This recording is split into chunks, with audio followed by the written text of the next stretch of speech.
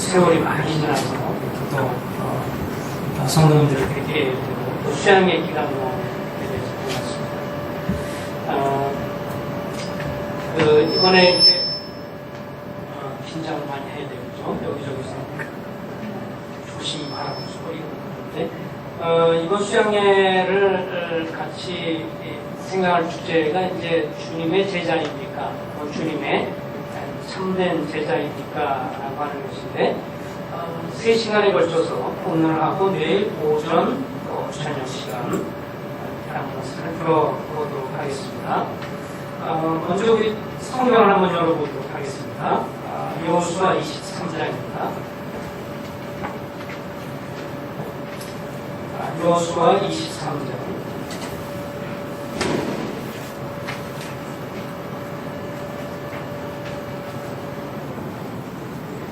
여호수아서 23장 1절부터 13절까지인데요. 형제님들이 한 절 읽고 자매님들이 한 절 읽고 서로 교독을 좀 하도록 하겠습니다. 여호수아서 23장 1절에서 13절입니다. 찾으셨으면 형제님들이 먼저 읽고 그 다음 절은 자매님들이 서로 교독을 합니다. 시작. 여호와께서 주의 모든 모습으로 이스라엘을 쉬게 하시기 여호수아가 나이 많아 늙은 자는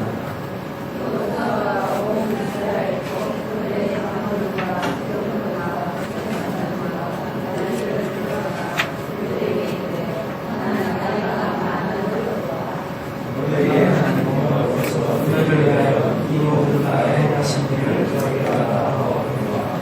너희의 하나님 여호와 너희를 위하여 싸우신 것입니다.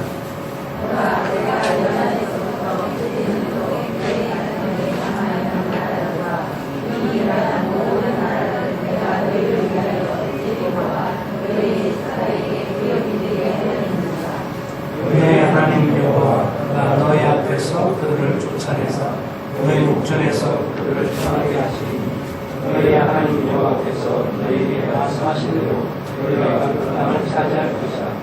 그러므로 너희는 그의 힘써 본세의 일곱째의 그룹의 것을 다 지켜온다. 그것을 떠나 오나 다르나 지키지 말라. 너희는 입에 남아있는 이 문들 중에 들어가지 말라. 그들의 신들에게 등을 부르지 말라. 그들을 가리켜 밀사하지 말라. 또 그것을 섬겨서 그들에게 전하지 말라. 오직 너희의 하나님 여호와께 가까이 하려니 오늘까지 여호와께서 강대한 나라를 의뢰하면서 쫓아내셨으므로 오늘까지 너에게 역사가 하나도 없었느니라. 너희 중 한 사람이 성명을 주시니 이는 너희의 하나님 여호와가 너희에게 말씀하신 것 같이 너희를 위하여 싸우십니다. 그러므로 스스로 조심하여 너희의 하나님 여호와를 사랑하라. 너희가 만일 돌아서서 너희 중에 남아있는 이 민족들을 가까이 하여 서로 언민하여 서로 왕래하며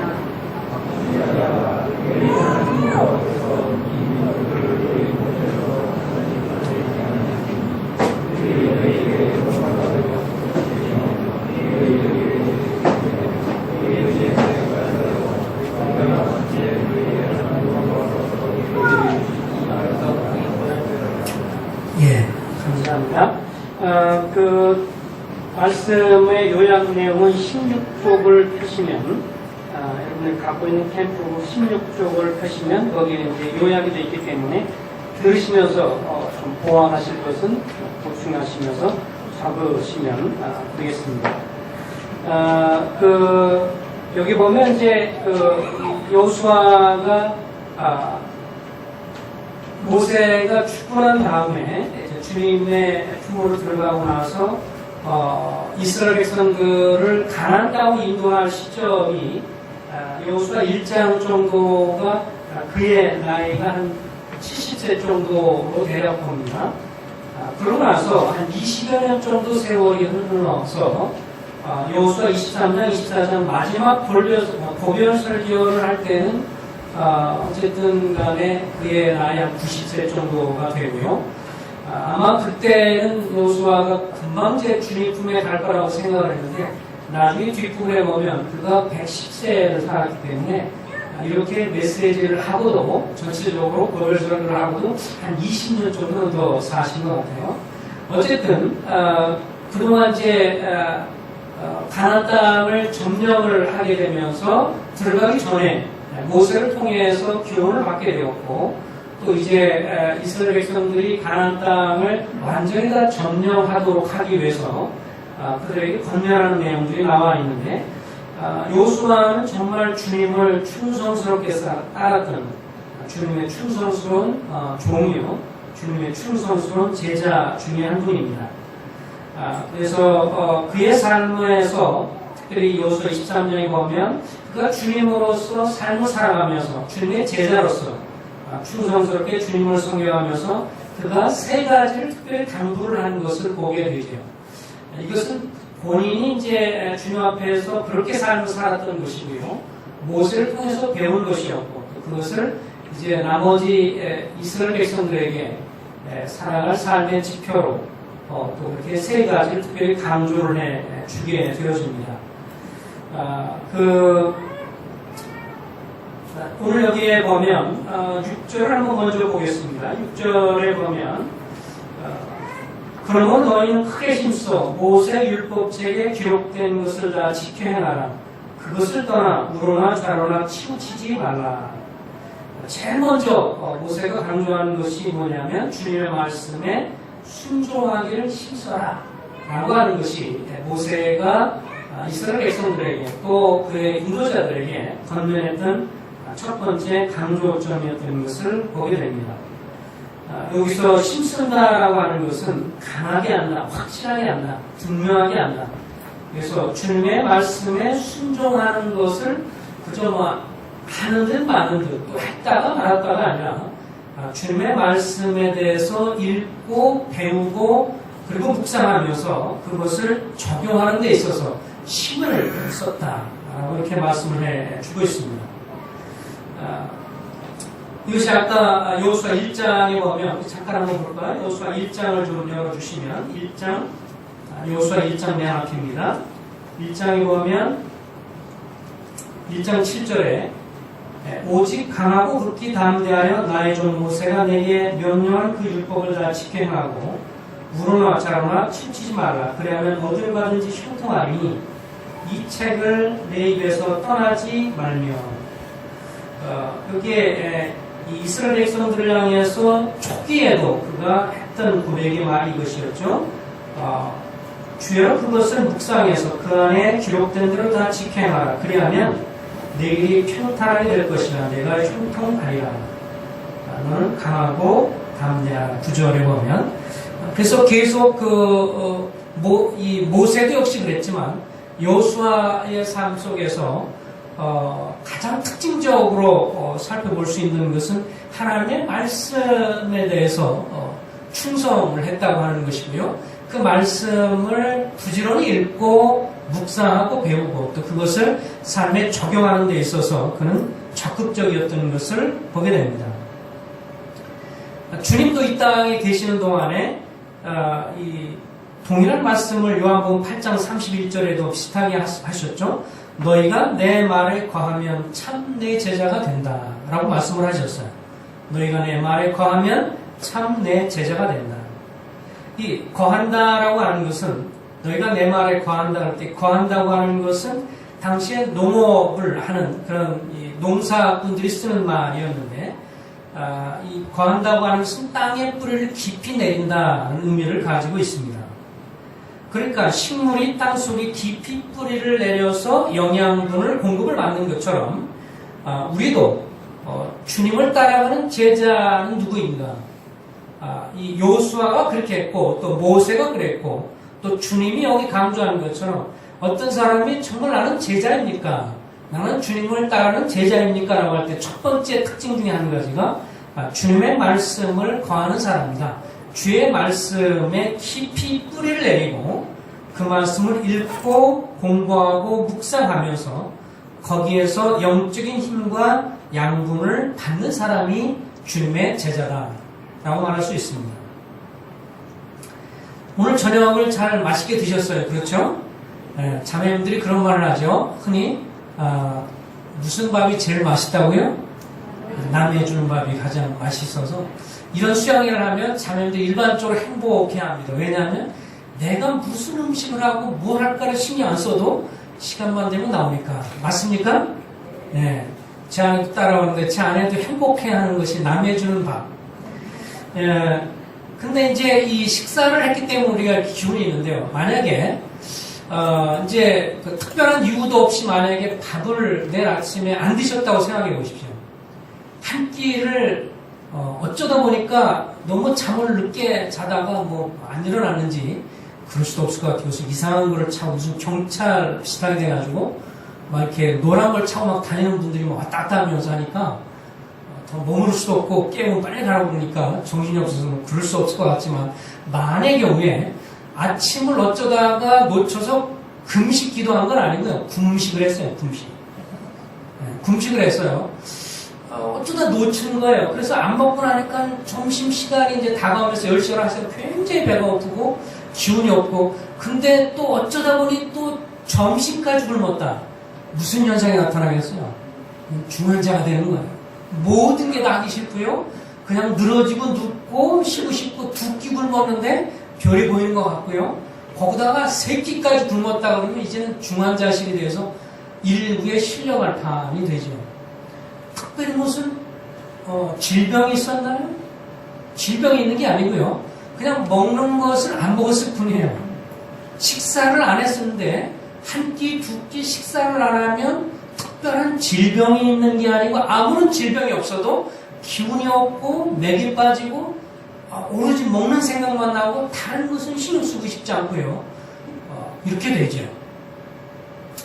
하나님의 말씀을 여기에도 너희가 내 말에 과하면 하나님의 말씀에 과한다고 하는 것은 깊이 뿌리를 내리는 거죠. 주변에 지금 비가 오고 막 그러니까 모든 산천 종록이 푸는데 깊이 뿌리를 땅에 내서 영양분을 공급받기 때문에 활력을 얻는 것인데 마찬가지입니다. 오늘날 우리도 하나님의 말씀을 통해서 충분히 먹는 분이 있는가 하면 어떤 분은 이제 이런 분이 있어요. 죽지 않을 만큼만 드시는 분이 계세요. 네, 말씀을 먹긴 먹는데 죽지 않을 만큼 근근히 살아가실 만큼 그래가지고 막 굶어 말을 짓기 전에 모임에 참석해서 어쩌다 말씀 듣고 또 그러다가 쫄쫄 굶다가 어쩌다가 이제 힘들쯤 되면 어쩌다 또 말씀을 좀 듣고 이래서 근근히 연명하신 분이 있고 어떤 분들은 말씀을 읽고 공부하면서 말씀을 통해서 활력을 얻어서 힘을 얻고 그렇게 살아가는 분들이 계시죠.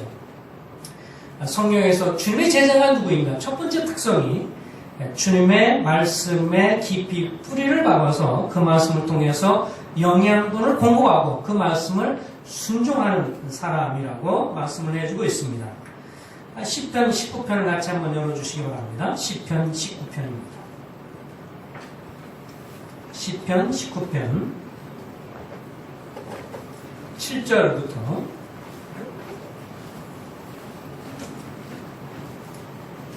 시편 19편 7절에 보면 이렇게 하나님 말씀의 그 유익을 이렇게 말하고 있습니다.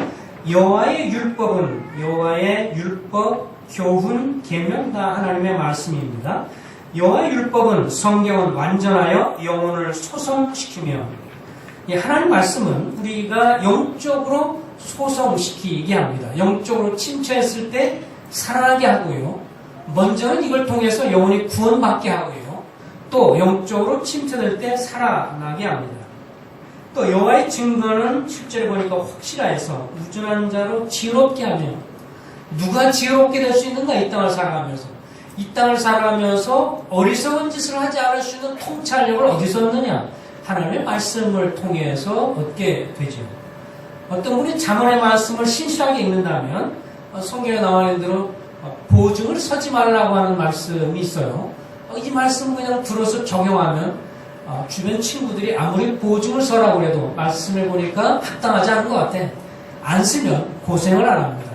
근데 그 말씀을 알지도 못하고 또 적용도 안 하면 걔의 친구 따라 보증 서줘서 10년간은 고생하시는 분들이 계세요. 성경에 지혜를 줍니다. 하나님의 말씀 가운데서 우리에게 지혜를 주시고 통찰력을 주십니다. 8절에 보면 여호와의 교훈은 정직하여 마음을 기쁘게 하며 이 세상에서 우리에게 주는 기쁨이 있지만 그 어떤 것보다도 하나님의 말씀이 주는 기쁨은 이루 말할 수가 없죠. 환경이 좋아지고 여건이 좋아져서 우리에게 주어지는 기쁨은요, 환경이 좀 안 좋아지면 사라지게 됩니다. 그런데 어느덧 성경을 읽다가 성령께서 깨달음을 주시고 어느 날 기도하는 마음으로 간절한 마음으로 성경을 읽다가 하나님 말씀이 마음 가운데 빛을 받고 조명을 받고 깨달음을 받으면 그 말씀이 말할 수 없는 기쁨을 주고 그것은 힘이 되죠. 그래서 특별히요, 성도님들이 설교를 통해서 듣는 말씀도 활력이 있지만 자기가 개인적으로 읽다가 확증이 되고 막 깨달음이 되는 말씀은요, 오래갑니다. 그렇죠? 그 말씀은 굉장히 오래가고요, 활력이 있고요, 힘이 되고 어떤 때는 그것이 1년, 2년, 어떤 경우는 평생 동안도 붙들어주는 말씀이 되죠. 이 말씀 우리를 붙들어주고 힘을 주고 그리고 기쁨을 주고 기쁨을 준다고 고백을 하고 있습니다. 다윗이 또 계속 이어서 말합니다. 여호와의 계명은 여호와의 말씀은 순결하여 눈을 밝게 하도다. 기쁨을 주고요, 영적인 통찰력을 주고요, 분별력을 주고요, 우리의 삶에 이런 활력을 주는 것이 하나님의 말씀입니다. 우리 시브리서 5장도 한번 열어주시기 바랍니다. 시브리서 5장입니다. 시브리서 5장.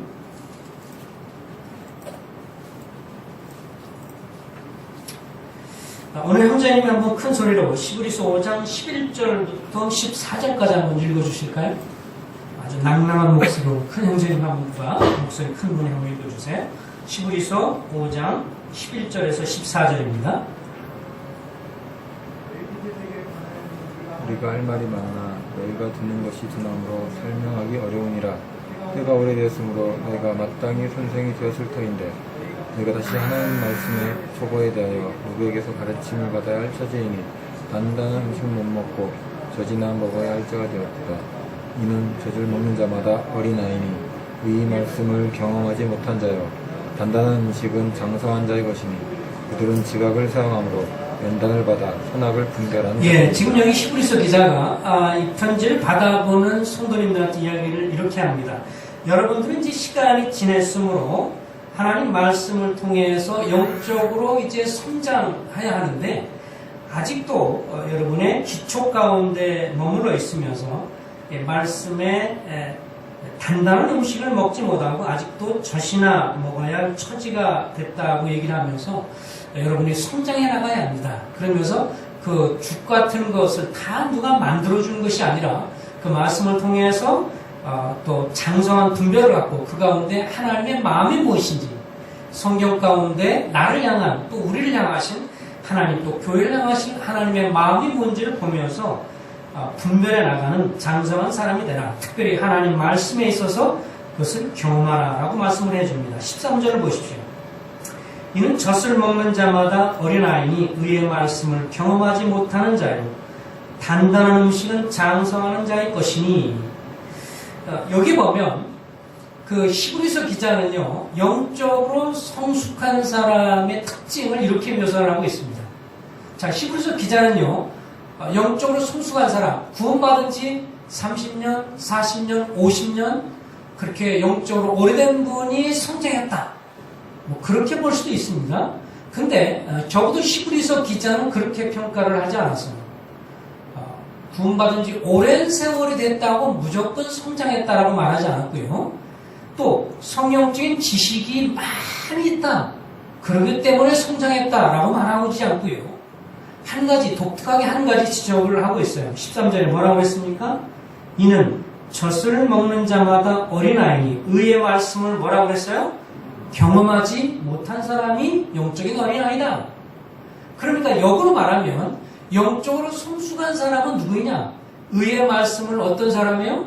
경험한 사람. 의의 말씀을 체험한 사람. 자, 이렇게 생각을 해보시기 바랍니다.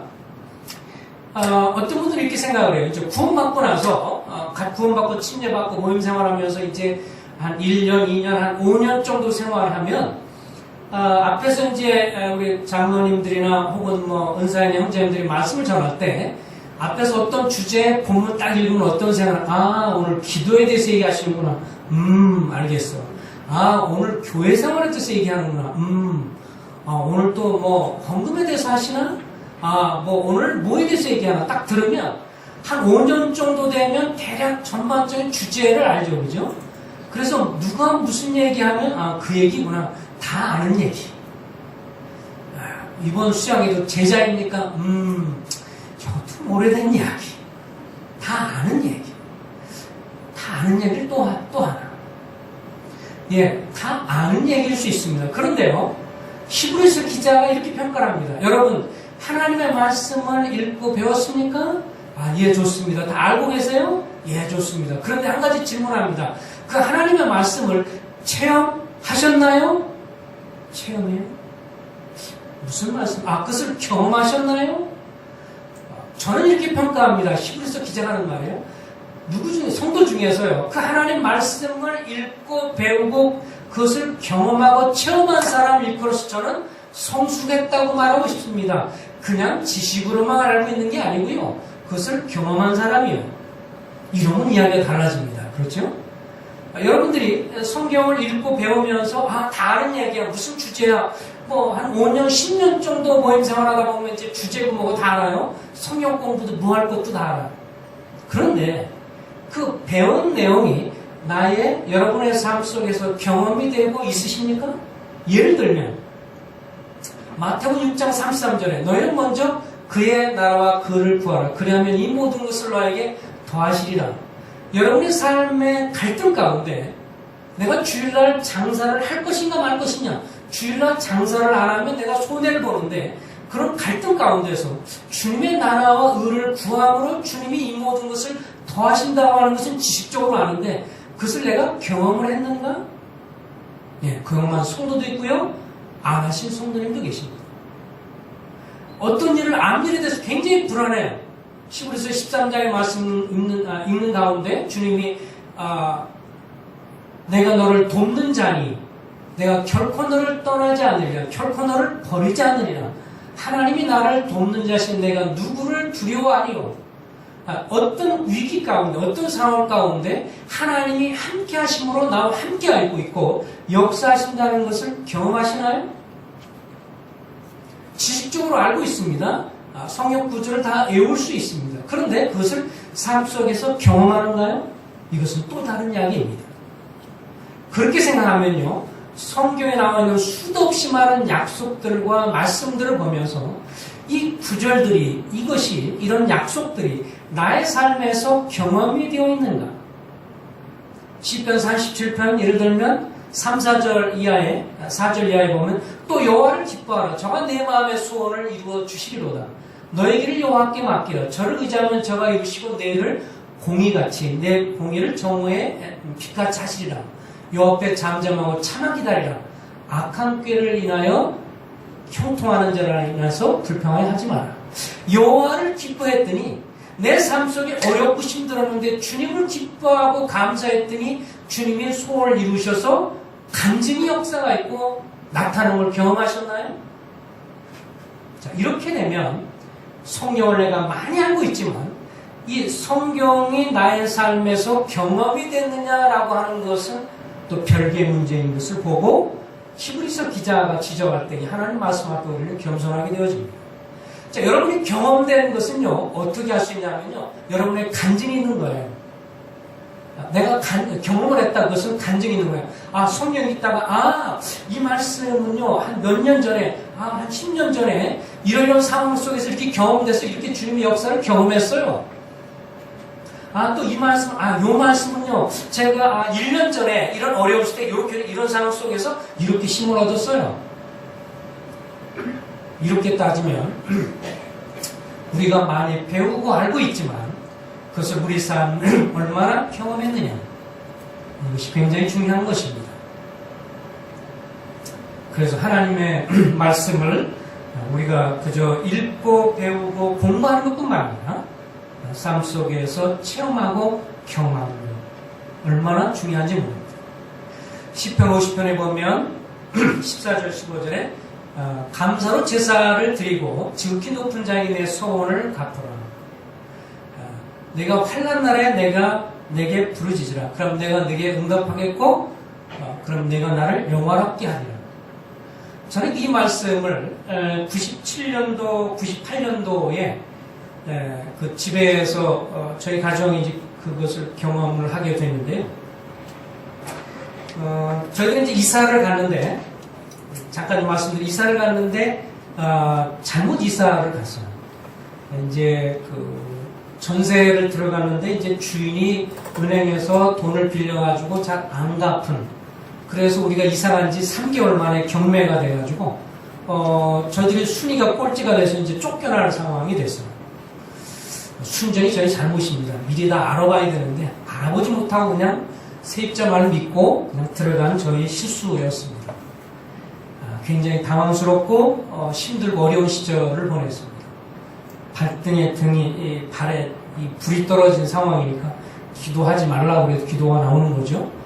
그때 전세금이 그때 한 2,300만 원인가 그거 있었는데 그때 그걸 어쨌든 제가 30살에 제가 17살에 구원받고 장로교에 있으면서 구원받았습니다. 그런 다음에 그때 당시에는 이제 모임과 교제하기 전인데 뭐 열심들을 내고 그러면 신학 가서 공부해봐라 그래서 신학교를 가고 신학교 졸업하고 이제 아마 모임을 알지 못했으면 목사안수 받고 쪽으로 가게 되는 건데 이제 그때쯤에 신학교 원리를 접하게 되면서 이제 목사안수를 받지 않게 되고 그래서 89년 11월에 이제 성남이 서울에 있는 관악 지금 인도원인데 분가 개척이 돼서 교회가 시작이 되고 그렇게 생활하면서 30살부터 제가 전임을 했습니다. 벌써 한 28년 정도 됐습니다. 세월이 많이 지났어요. 그때 당시에 전세금이 한 번 실수로 다 날아가게 됐다고 생각해 보세요. 잠이 잘 안 오잖아요, 그죠? 화장실 갔다가 오면 주님 앞에 주여 축복해 주십시오. 뭐 벽을 향해서 히스기야처럼 주님이 역사해 주십시오. 주변 사람한테 물어보면 왜 그런 집 이사를 가느냐? 당신 잘못하고 오니까 할 말 없다. 할 말 없죠. 그래가지고 결국은 이제 쫓겨난 상황인데 주님 앞에 기도하면서 이제 주님이 좀 어떻게 간섭 좀 해주십시오. 그때 시골에 계신 그때 어머니가 돌아가실 전이고 나중에 주님을 이제 믿으시고 그런 상황이지 뭐 집이 경매대에서 이렇게 쫓겨났다 그런 소리를 들으면 그날부로 저희 어머님이 돌아가실 상황이고 충격받으셔가지고 그리고 저희 형님들 중에서 제가 막내인데 안 믿으신 분들도 계시고 믿는 분들 계시지만 그러면 사용하고 목회하다 망했다 그러면 주님이나 나나 좋을 게 뭐 있습니까? 좋은 칭찬이나 들어야지 주님 성기다 망했다 그러면 간증도 이게 안 서. 주여 뭔가 좀 간섭해 주십시오. 지금은 좀 이렇게 웃으면서 얘기하지만 그때는 상황이 심각했어요. 주님 앞에 참 많이 울었습니다. 그리고 이제 주님 앞에 기도할 때 눈물이 날 때는 저는 이제 주님 앞에서 눈물을 안 닦는 거로 시편 기자도 눈물병을 받는다 그랬거든요. 그러니까 눈물 흘릴 때는 주님 앞에 주여 이 눈물을 보옵소서. 그래도 간절해지거든요. 주님 앞에서는 사람들 앞에서는 별로 안 울지만 주님 앞에 간절할 때 눈물을 흘리면서 눈물을 흘리면 주여 이 눈물을 봐주시옵소서. 긍휼하게 주십시오. 주님이 마음에 감동을 하시는 것 같아요.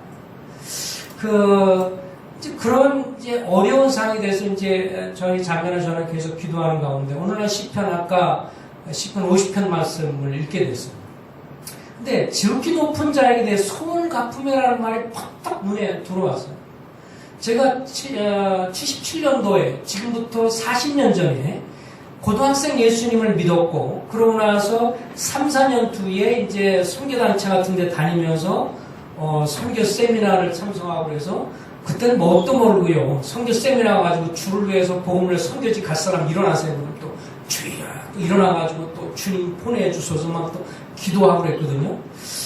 그러고 나서 저는 잊어버렸죠. 근데 주님은 안 잊어버리셨어요. 저는 잊어버렸는데 결혼하면서도 제 아내한테 뭐라 그러면 주님이 나중에 허락하면 선교지 갈 수도 있다 이렇게 말도 해놨어요. 그러는데 이제 결국은 이제 사역을 하게 되니까 30살부터 이제 전임 사역을 하게 되고 이렇게 이제 하게 되니까 제 마음 가운데에서 이제 그냥 뭐 사역하면 됐지, 뭐 선교지는 꼭 굳이 또 90년부터 선교지가 하니까 날씨부터 시작해서 이게 보통이 아닌 거예요.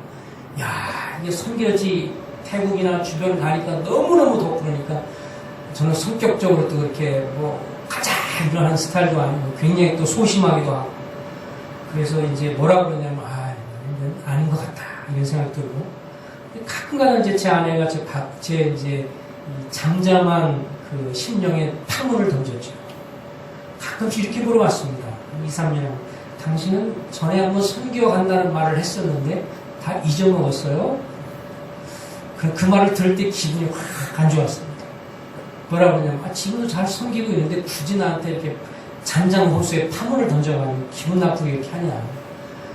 나는 그런 거 여보 자꾸 그런 거 얘기하지 마. 나 부담스러워. 그러고 나는 성격이 이렇게 막 적극적으로 나가는 이런 전도자 스타일도 아니고 주님이 매몰만 가지만 그렇게 내가 자원해서 가겠습니다 이런 스타일도 아니니까 그런 거 질문 자꾸 하지 말라고. 근데 가끔씩 이렇게 질문을 해서 제 마음이 좀 요동이 되고 그랬었죠. 근데 이제 경매가 이루어지는 상황인데 그 구절을 딱 읽는데요. 사실은 누워서 성경이 있다가 말딱 정신 차리고 무릎 꿇고 기도하면서 지극히 높은 자에게 내 소원을 갚으며 이게 막 제 영혼을 확 치는 거예요. 그러면서 뭐라고 하냐면 주님 이거 그때 나이가 거의 40인가 그러는데 제가 한 20년 전에 주님 앞에 기도했던 거를 생각하셨나요?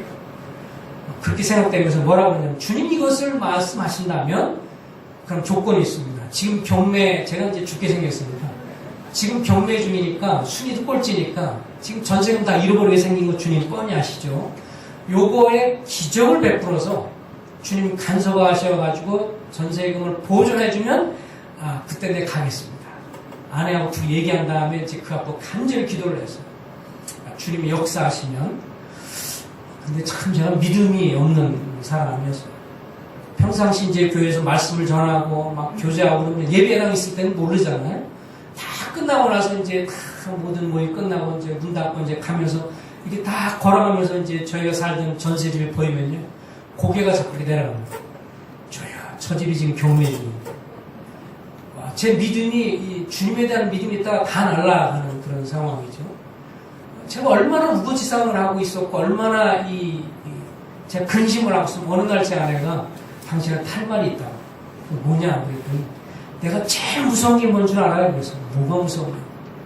내가 성과를 부려서 그랬나? 이 생각을 했더니 그게 아니고 당신이 낙심하는 게 가장 무서워.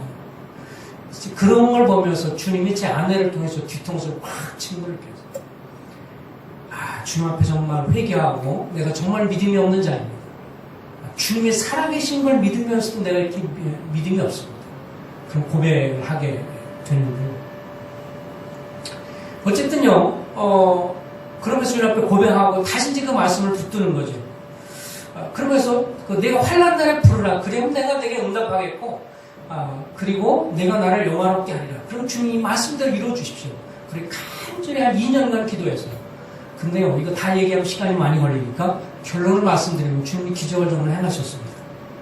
그래서 그때 당시에 연세 드신 분은 알겠지만 KBS의 9시 뉴스에 박성범 아나운서가 있었어요. 이분이 딱 뭐라고 그러냐면 오늘 세입자에게 좋은 소식이 있습니다. 그러면서 목포에 있는 어떤 분이 저하고 비슷한 경우였어요.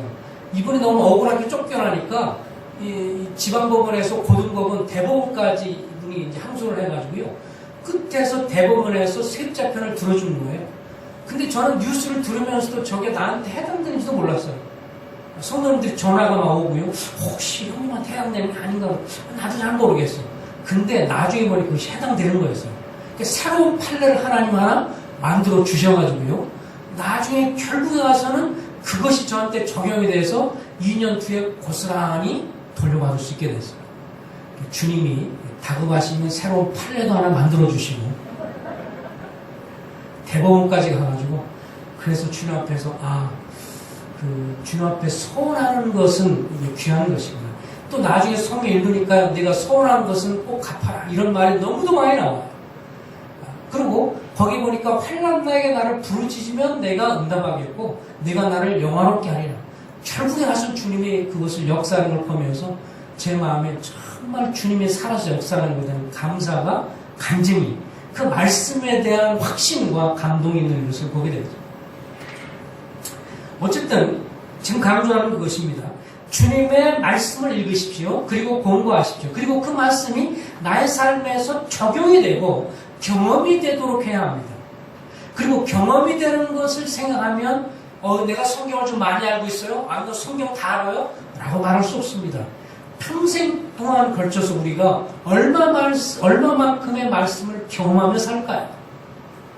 극히 정말 손으로 헤아릴 만큼 적은 정도의 경험만 하다가 주님 만나볼 것 같아요. 그렇기 때문에 주님 앞에 겸손할 수밖에 없습니다. 오늘도 읽고 오늘도 배우지만 어느 날 그 똑같이 알고 있는 그 말씀이 어느 날 내 마음 가운데 깊이 들어오면서 그것이 나에게 생명이 되고 능력이 되고 활력이 되고 삶의 희망이 되고 그래서 그걸 통해서 삶이 변하고 그리고 간증이 생기는 것 이런 것 이것은요 하나님의 말씀을 경험하는 것 히브리서 기자는 너희가 하나님의 의의 말씀을 체험하는 사람이 성숙한 사람이다. 그런데 단순히 성경만 좀 배우고 그냥 뭐 좀 배웠으니까 난 다 알아야지 성경 교회에서 하는 성경 다 했으니 다 알아야지 더 이상 배울 게 없어요? 그렇지 않습니다. 그래서 하나님 말씀 앞에 경험하고 체험하는 그럴 때 시편 17편 아까 읽었던 말씀 보면 거기 보면 뭐라 나왔죠? 시편에 보면 19편에 보면 10절 11절에 보면 그의 말씀을 읽고 순종할 때 그 말씀을 통해서 장차 큰 기업과 상급을 받으리라고 말씀하시는 것을 보게 됩니다. 어쨌든 그렇게 해서 이제 2004년도에 선교지 태국과 미얀마를 생각해서 이제 서울 카프로 가게 되었습니다. 어쨌든 하나님의 말씀을 읽고 경험하고 체험하는. 근데 또 우리 한번 성경을 마태복음 16장 한번 읽어보겠습니다. 마태복음 16장을 열어주시기 바랍니다.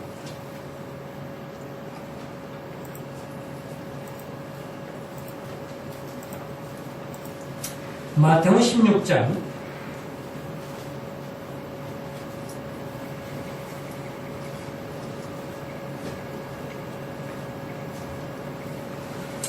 21절부터 보면은요, 이제 주님이 자기가 죽으심에 대해서 미리 말씀을 하십니다. 마태복음 16장 21절. 이때부터 예수 그리스도께서 자기가 예루살렘에 올라가 장로들과 대제사장들과 서기관들에게 많은 고난을 받고 죽임을 당하고 제3일에 살아날 것을 제자들에게 비로소 나타내시니 베드로가 예수를 붙들고 항변하여 이르되 주여 그리 마옵소서 이 같은 일이 결코 미치지 아니하리이다. 여기에 이 주님이 죽겠다고 그러니까 항변한다는 것은 책망한다는 말을 가지고 있어요. 지금 베드로가 누구를 책망해요? 예수님을 책망해요. 주님이 죽겠다 그러니까 말도 안 되는 일을 좀 말씀하세요. 무슨 쓸데없는 소리. 그러지 마세요. 예수님 막 책망합니다. 그러면서 그렇게 하지 말라고 그러죠. 그럴 때 주님이 뭐라고 그랬어요? 23절 예수께서 돌이키시며 베드로에게 이르시되 사단아 내 뒤로 물러나라. 너는 나를 넘어지게 하는 자로다. 내가 하나님의 일을 생각하지 아니하고 도리어 사람의 일을 생각하는가 하시고. 자, 24절 같이 한번 읽어보겠습니다. 시작. 이에 예수께서 제자들에게 이르시되 누구든지 나를 따라오려거든 자기를 부인하고 자기 십자가를 지고 나를 따를 것이니라. 예, 여기 그래서 이런 상황 속에서 주님이 자기를 부인하고 십자가를 지고 따르는 주님의 제자도에 대해서 말씀을 하십니다. 우리가 하나님의 말씀을 순종할 수 있는 길, 우리가 하나님의 이 권위에, 이 하나님의 말씀의 권위를 두고 순종할 수 있는 길 중에 하나가 뭐냐면, 한 가지 분명한 것은 내 생각과 내 계획과 혹은 내가 생각하고 있는 것보다 하나님이 어떤 분이라고 믿어야 돼요? 더 똑똑하시고 더 지혜가 있다고 믿으셔야 합니다. 왜 우리가 하나님의 말씀에 대해서 순종하지 못하냐면, 그 말씀에 순종하지 않냐면 내가 생각할 때는 그게 아니라고 생각하고요. 내가 판단하고 내가 생각하는 것이 더 합당하다라고 생각을 하는 것입니다. 그래서 순종을 하지 못하는 경우가 많죠. 그래서 주님이 여기서 뭐라고 그랬어요? 나를 따라오거든 자기를 부인하고 자기 십자가를 지고, 여기서 자기를 부인한다는 말이 뭘까요? 우리가 주님을 따르려면 주님 앞에서 내 자신을 부인한다. 그럼 나 없다 뭐 이렇게 나 없어 이렇게 나를 존재를 부인하는 건 아니죠. 그죠? 내 존재를 부인하는 게 아니고요. 여기서 말할 때 자기를 부인한다는 것은 바로 앞구절에 주님 뭐라고 그랬어요? 주님이 죽겠다고 그러니까 이렇게 될 수 없습니다라고 주님을 책망할 때 23절에 내가 하나님의 일을 어떻게 해요? 생각하지 아니하고 사람의 일을 생각하는도다. 그러니까 여기서 자기를 부인한다는 것은 결국 주님의 말씀과 주님이 하신 것에 대해서 내 다른 생각, 그것에 대해서 거슬리는 생각을 부인해라. 그런 의미로 쓰여지고 있습니다. 우리가 때로는 보면 하나님이 하시는 말씀을 보면 우리 인간의 이성과 우리 육신적인 이기적인 내 육신적인 생각으로 보면요, 그 말씀이 어리석어 보이고요, 이렇게 하면 손해볼 것 같고요, 이렇게 하면 오히려 안 좋을 거라고 생각해서 내 생각을 따라서 말씀을 무시할 때가 많이 있습니다. 그래서 그것이 나의 삶에 이루어지지 않게 되는 경우가 많지요. 그래서 주님 말씀이 나를 따라오려면 너희가 생각을 부인해. 어떤 생각? 내 생각과 대치되는 것. 내가 이제 십자가에서 죽을 거라고 하는데 너는 인간적인 생각으로 죽으면 안 돼요. 말도 안 되라고 했는데 너 그 생각 부인해야 돼. 먼저 죽음이 있고 그 후에 부활이 있는 것이기 때문에 내가 스스로 나는 똑똑하다, 내 판단이 옳다라고 여기는 그거 부인하고 네 생각에는 그것이 어리석어 보여도 내 말의 권위를 인정해서 순종해라. 이렇게 주님 말씀하시는 겁니다. 또 주님의 말씀을 가르쳐주는 인도자들에게 순종하는 것도 배우는 것이 참 중요합니다. 제가 이제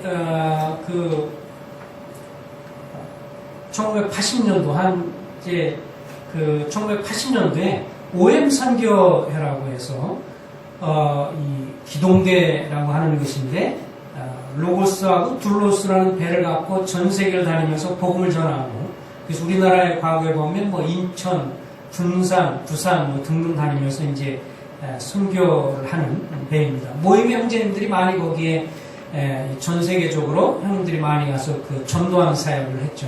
주로 이제 책을 판매하기도 하고, 그리고 각 지역당에서 노방 전도를 많이 하는 그 선교로 많이 알려져 있는데, 제가 80년도에 모임도 교제하기 전이었지만, 나중에 알고 보니 거기 이제 모임 형들이 많이 있었던 건데, 이 인천항에서 정박하고 한 달 동안 있으면서 복음도 전하고, 거기 인천 자유공원에 가서 전도도 하고, 그 선교 훈련하는 것에 제가 참석을 했었는데, 그때 이제 거기에 인도자, 로고스베이에 단장이 있고 부단장이 있는데, 부단장이 강의를 하면서 이런 말을 했어요.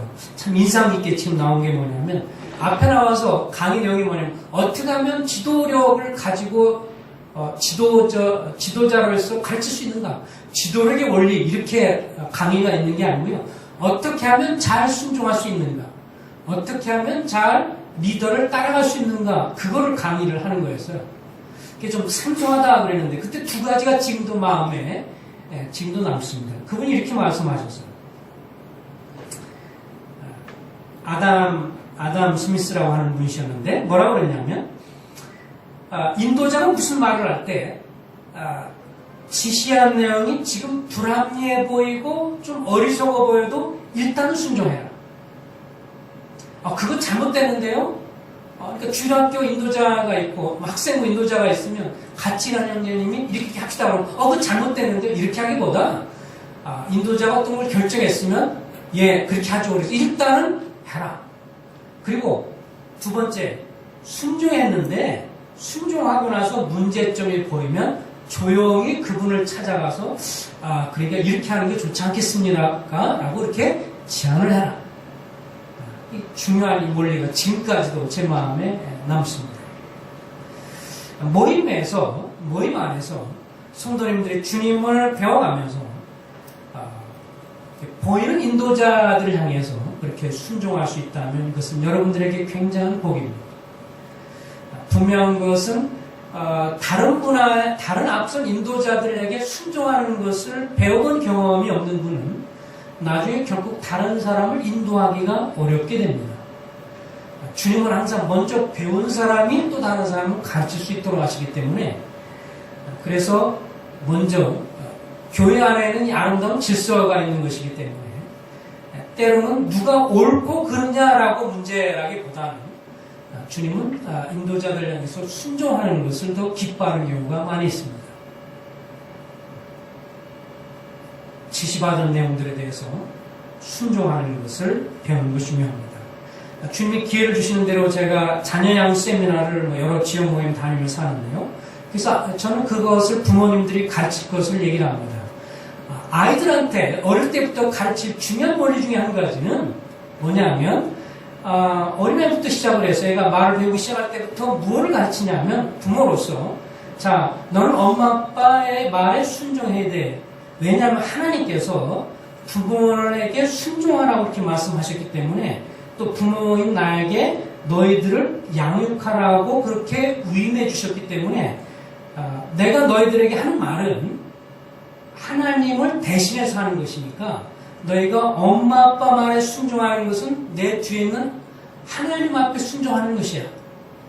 그래서 아이들한테 부모가 하나님께서 너희를 양육하라고 엄마 아빠한테 사명을 맡겼으므로 너희들이 엄마 아빠한테 순종하는 것은 하나님께 순종하는 것이야. 이것을 어릴 때부터 계속해서 가르치고 얘기하라고 그렇게 말을 합니다. 이것이 주님의 지하셨으니까요.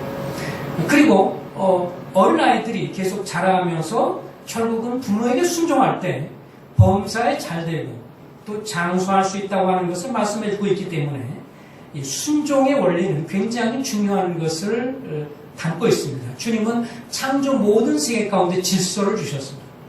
심지어는 믿지 않은 이 세상 가운데서도 나라 지도자를 주셔서 로마서 13장에 보면 주님께서 모든 질서가 하나님께로부터 왔다고 했기 때문에 그런 측면에서 이것은 중요한 원리를 가지고 있습니다.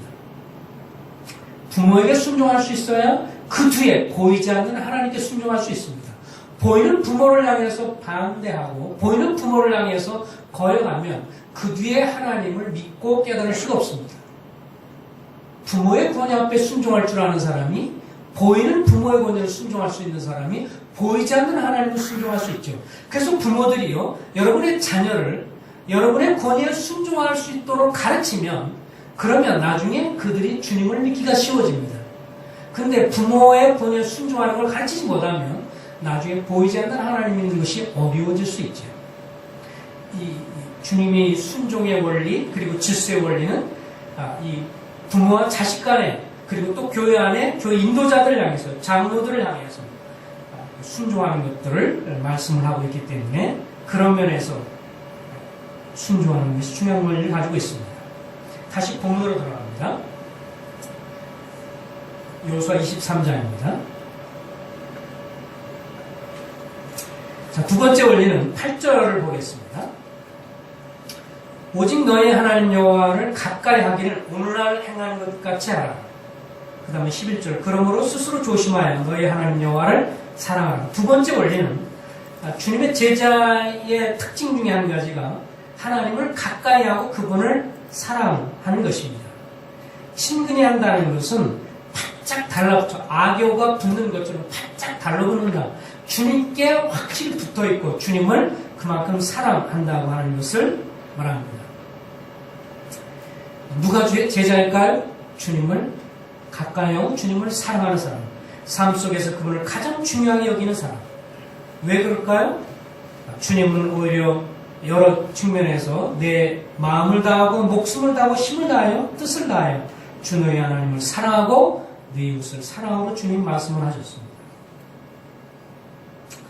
그리고 주님이 우리가 하나님을 사랑하는 것이 아니라 하나님 편에서 우리를 사랑하셨기 때문에 그렇습니다. 그리고 주님은 우리를 위해서 십자가에서 형벌을 받으셨기 때문에 그렇죠. 그리고 요한복음 17장 23절에 보면 주님께서 이렇게 말씀했어요. 요한복음 17장 23절에 보면 아버지께서 나를 보내신 것과 또 나를 사랑하신 것 같이 그들도 사랑하신 것을 세상으로 알게 하려 함이로소이다. 여기 보면 저를 보세요. 하나님이 여러분과 나를 얼마나 사랑하느냐면요. 우리가 다 이해는 하지 못하지만 이 세상을 창조하기 전에도요. 성도 하나님께서 성자 예수 그리스도를 극진히 사랑하셨어요. 그리고 이 땅에 계시는 동안에도 주님이 침례받을 때도 이는 내 사랑하는 내 아들이요 라고 말씀하셨고요. 변화산상에서도 주님 몸이 변화될 때도 이는 내 사랑하는 아들이요 너희는 그의 말을 들을지어다 그러면서 성도 하나님이 성자를 향한 지극한 사랑을 표현해줍니다. 그거에 대해서 예수님도 계속 아버지 하나님을 공경하는 것을 볼 수가 있죠. 그런데 하나님 우리를 어떻게 사랑하냐면 예수님 하신 말씀이 아버지께서 나를 사랑하신 것처럼 그들도 사랑했다고 그랬어요. 그러니까요, 여러분과 나를 어떻게 사랑했냐면요, 성도 하나님께서 성자 예수님을 사랑하는 그만큼 강도로 똑같은 수준으로 여러분과 나를 사랑하셨다라고 말씀해주고 있습니다. 이것은 너무도 놀라운 것입니다. 에베소 2장 4절 득절에 보면 그 큰 사랑을 향하여 허물러 죽은 우리를 그리스도와 함께 살리셨다고 했습니다. 또 베드로전서 2장 같은 데 보면 친히 나무에 달려 그 몸으로 우리 죄를 담당하셨으니 이는 우리로 죄에 대하여 죽고 의에 대하여 살게 하려 하십니다. 예수님의 죽음과 십자가의 죽음을 한번 생각해 보시기 바랍니다. 우리가 수도 없이 많이 묵상했지만 근데 한 가지 잠깐만 좀 짚고 넘어가고 싶은 것은 예수님 십자가 못 박혀 돌아가실 때 장면을 보면 일반적으로 이제 외국 사람이 성화의 그림을 보면 나중에 손이라든지 발이라든지 얼굴에 가시관이 쓰이고 온몸에 채찍이 있고 뭐 또 그리스도의 고난에 대한 영혼 같은 데도 보면 정말 끔찍할 정도로 주님이 고난을 받으셨죠.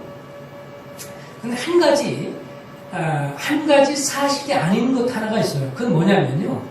예수님 십자가 못 박혀 돌아가실 때 온갖 머리에 가시관 그러고 나중에 손에 그 대못 박히고 발에도 그렇고 창액질 다 그러는데 한 가지 보면 영화도 그렇고 그림에도 보면 예수님 보면 어떻게 되셨어요? 여기 가운데 반바지는 아닌데 이렇게 반바지를 할 때 일본 무슨 스모 선수처럼 이렇게 꼬여가지고 적어도 중요한 부위를 가리셨잖아요. 그죠?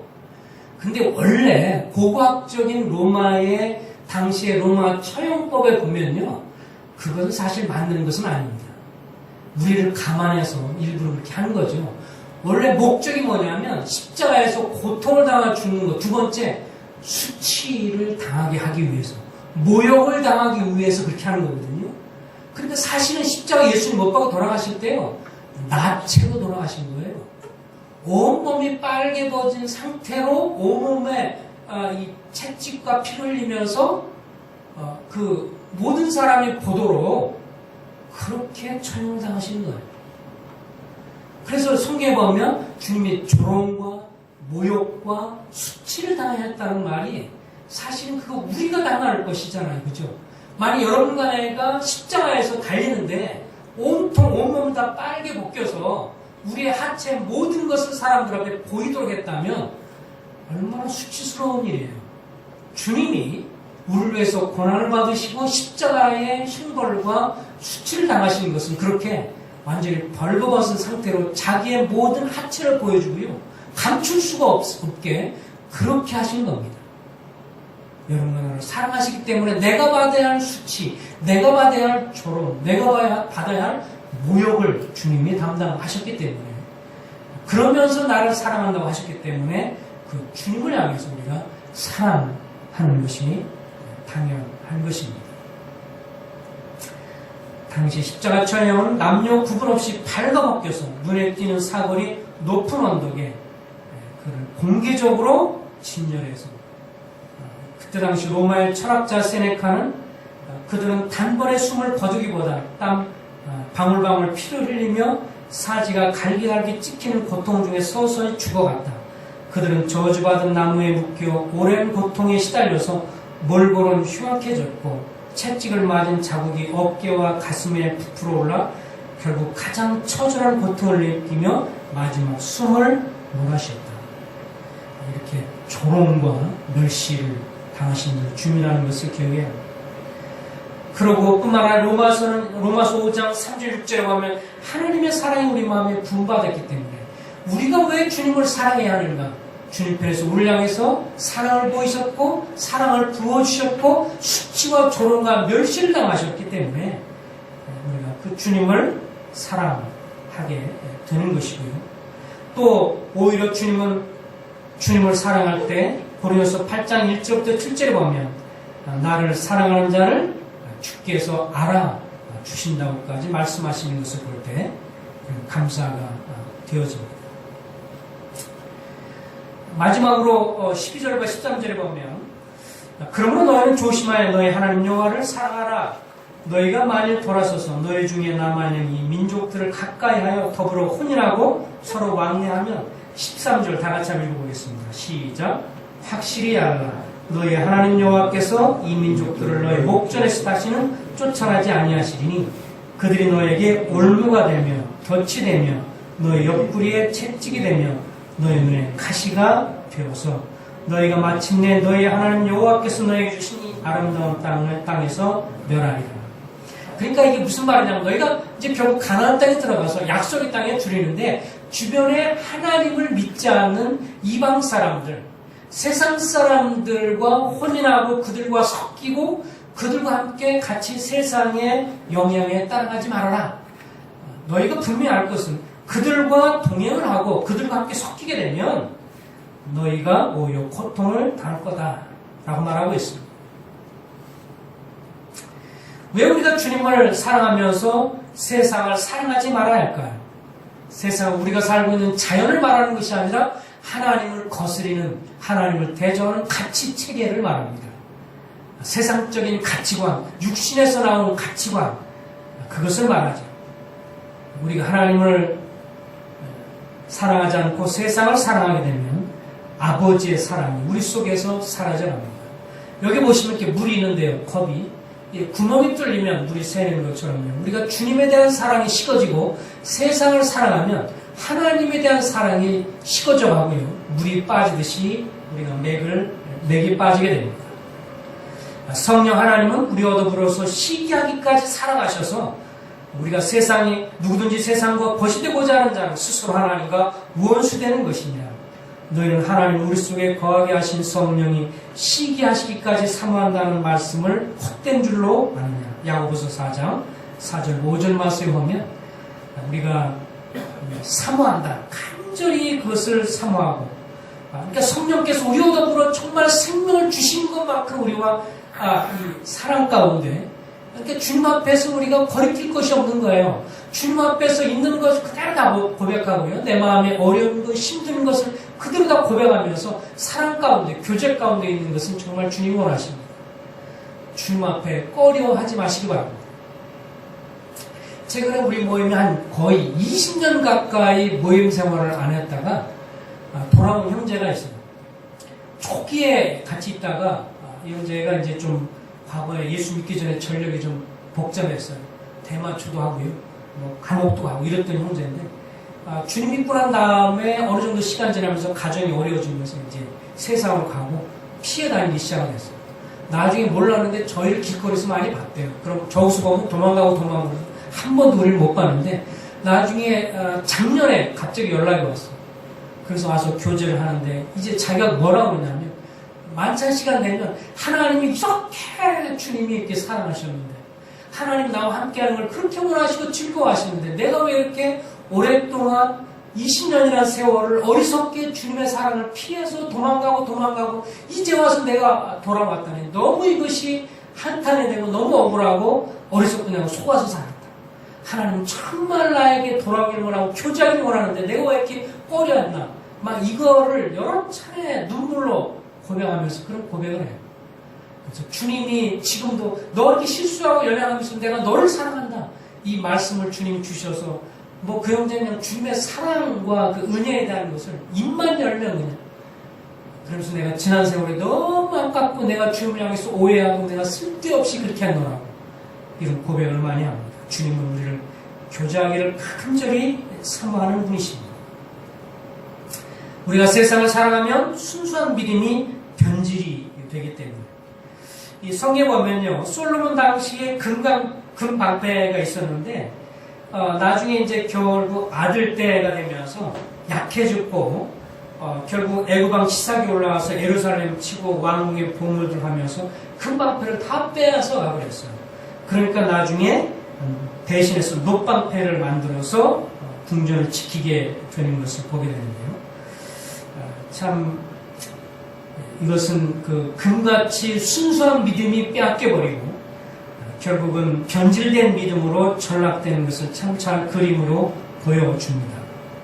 에베소 6장 16절에 너의 믿음의 확실함은 불로 연달아도 없어질 금보다 더하여 믿음의 이 모든 모든 믿음의 방패를 가져라.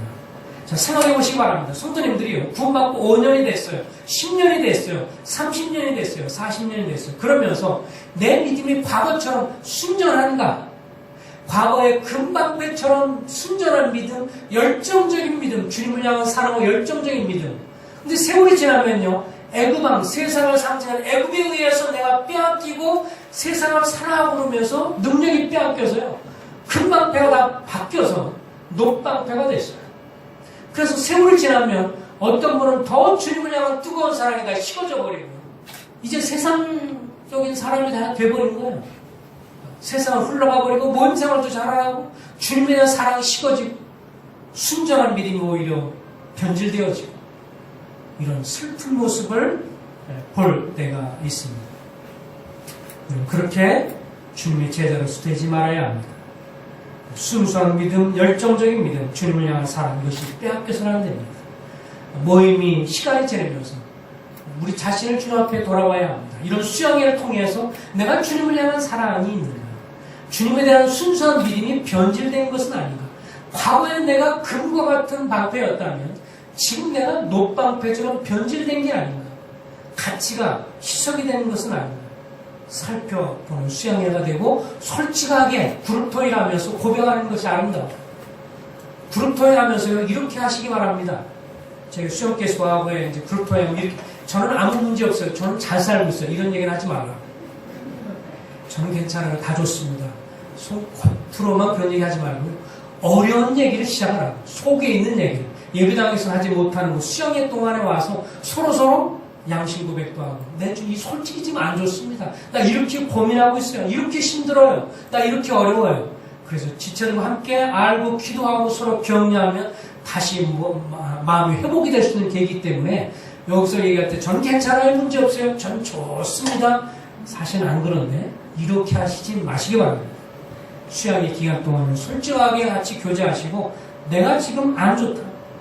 여기 말하는 것처럼 올무가 돼서 세상을 살아가기 때문에 눈에 가시가 되고요. 옆구리에 막 찔리는 채찍이 되고요. 세상을 살아갈수록 그 다음에 올무가 되고 눈에 가시가 되고 이래서 고통을 느낄 수 있는 거기 때문에 그렇게 돼서는 안 되겠습니다. 여러분이 정말 주님 앞에 말씀에 순종하시고 그리고 주님과 친근히 하고 주님을 살아가시고 그리고 세상 가치관을 따라 살아가지 않고 살아가면 한 구절만 읽고 말씀을 마치겠습니다. 주님 우리에게 주신 놀라운 약속이 10절입니다. 10절. 우리 10절 다 같이 한번 읽어볼까요? 시작. 너희 중 한 사람이 1000명을 쫓으니 이는 너의 하나님 여호와 그가 너에게 말씀하신 것 같이 너를 위하여 싸우십니다. 우리나라에서 특공 부대 출신이고 아주 특전자 출신이 일당 뭐라고 그래요? 100명을 잡는다. 이게 성경에는 일당 1000이다. 한 명에 누구한테 영향을 미쳐요? 1000명. 여러분 주님 앞에서 이렇게 기도해 보시면 어떠겠습니까? 주님, 내가 주의 말씀 앞에 순종하는 삶 살기 원합니다. 주님을 친근히 하고 주님을 사랑하기 원합니다. 그리고 세상 사랑하지 않고 정말 주님 뜨겁게 사랑해서 내가 이 땅을 떠나는 순간 적어도 이 세상에 있는 1000명의 사람들에게 영향을, 복음을 전가하든지 그들을 도전하든지 1000명의 사람들에게 영향을 끼치는 삶이 되게 해주십시오. 이게 누구 약속하신 거예요? 주님이 아무 말도 안 했는데 해보라고 하는 게 아니라 주님 편에서 제발 나하고 내 말 좀 들어봐. 너희가 나를 사랑하고 친근히 하고 세상을 사랑하지 않고 내 말에 순종하면 내가 너를 위해 싸워서 너로 하여금 내 삶에 1000명의 사람들에게 영향을 미친 사람이 되게 해줄게. 내 간증을 통해서, 말을 통해서, 삶을 통해서 1000명의 사람들에게 하나님이 누구신지, 하나님을 믿는 것이 얼마나 귀한 것인지, 이런 진리를 긍정적으로 미치는 삶을 살게 해줄게. 누가 원하신다고요? 이런 삶을 붙들고 기도하는 걸 누가 원하신다고요? 제가요? 누가요? 하나님 원하십니다. 사랑하는 대구 800개 성도님들, 이번 수양회를 생각하면서 주님, 그냥 제가 근근히 삶을 사는 삶이 되기를 원하지 않습니다. 주님, 제가 그냥 어쩔 수 없이 죽지 못해, 마지못해 사는 삶이 아니라 주님, 저의 삶을 통해서 적어도 1000명의 사람들에게 주님에 대한 영향을, 긍정적인 영향을 미치는 삶이 되게 해주십시오. 이렇게 주님 앞에 기도하면서 새로운 비전과 소망을 가지시면 어떻겠습니까? 주님, 여러분들 앞에서 1000명의 사람이 복음을 전하지 않을 수 있지만 여러분이 누구를 전했을 때 그 사람은 또 다른 사람을 전하고 전해서 나중에 몰랐더니 1000명의 사람들에게 영향을 미칠 수도 있는 것이고 간증을 나눌 수도 있다면 얼마나 놀라운 것입니까? 이런 소망을 가지고 기도하는 오늘 교제하는 하룻밤이 되기를 소망합니다. 기도하겠습니다. 자비하신 아버지 하나님, 주님이 살아계신 하나님인 것을 인해서 찬송합니다. 죽으실 뿐만 아니라 부활하셔서 지금도 저희들과 함께 하시는 하나님, 주님이 축복해 주셔서 이번 수양의 기간을 통해서 주님의 제자로서 주님 여호수아 23장의 소망과 비전을 갖게 해주시옵소서. 평생에 살아가면서 1000명의 사람들에게 주님에 대해서, 주님의 아름다움에 대해서, 복음에 대해서 선전하는 그런 영향을 미치는 삶이 되기를 위해서, 그런 삶의 비전을 위해서 기도하는 성도님들이 될 수 있도록 복을 허락해 주시옵소서. 주님이 교제 가운데, 그룹도회 가운데 함께해 주시기를 간절히 소원을 드려올 때 예수 그리스도의 이름으로 타가며 기도했습니다. 아멘.